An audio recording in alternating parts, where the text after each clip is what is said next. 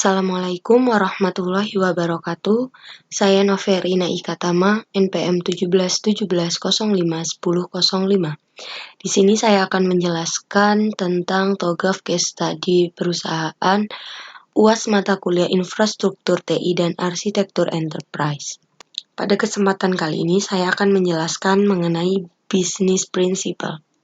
Seperti yang kita tahu, prinsip-prinsip di sini mendefinisikan aturan umum dan pedoman untuk menggunakan dan mengimplementasikan semua sumber daya dan aset TI di seluruh perusahaan. Nah, dari itu kami memilih beberapa prinsip. Di sini kami memilih ada 5 prinsip. Yang pertama yaitu IT and Business Alignment, yakni prinsip ini berarti layanan di atas segalanya. Dan keselarasan lebih baik antara TI dan bisnis harus menghasilkan keunggulan yang kompetitif. Maka dari itu, keputusan berdasarkan perspektif perusahaan memiliki nilai jangka yang panjang, yang lebih besar daripada keputusan berdasarkan perspektif kelompok tertentu. Dan prinsip ini bagaimanapun tidak boleh mencegah siapapun untuk melakukan tugas dan kegiatan.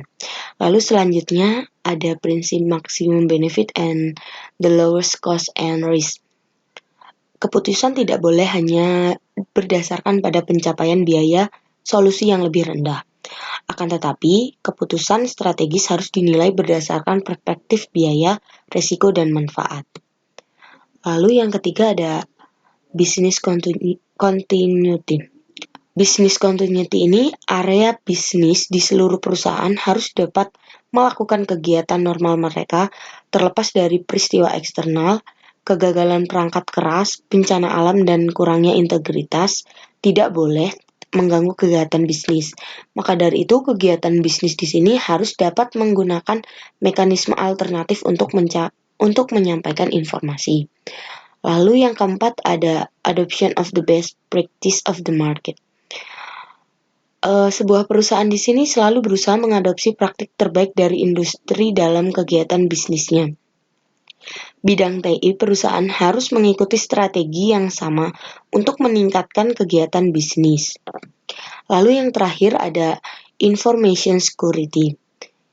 Di sini informasi terbuka dan pengungkapan harus diimbangi dengan kebutuhan untuk membatasi ketersediaan informasi rahasia, kepemilikan, dan sensitif. Adanya undang-undang dan peraturan saat ini membutuhkan privasi data dan secara bersamaan memungkinkan akses gratis dan tidak terbatas. Informasi sementara harus dilindungi juga untuk mencegah spekulasi yang tidak dapat dibenarkan, kesalahan interpretasi, dan penggunaan yang tidak patut.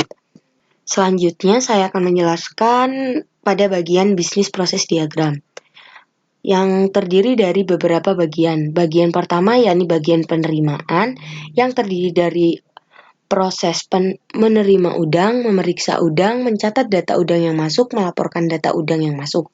Lalu pada bagian pemeliharaan terdapat proses pensortiran, proses pemeliharaan, pengamatan, dan pengasingan, lalu ada pengemasan.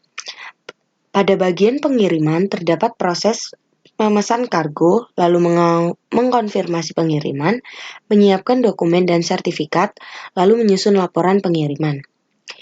Pada bagian penjualan, terdapat proses pemberian informasi seputar perusahaan dan produk, lalu ada penerimaan pesanan dari customer, menginformasikan pembayaran, memberikan nota penjualan, mencatat pesanan, melaporkan data pesanan.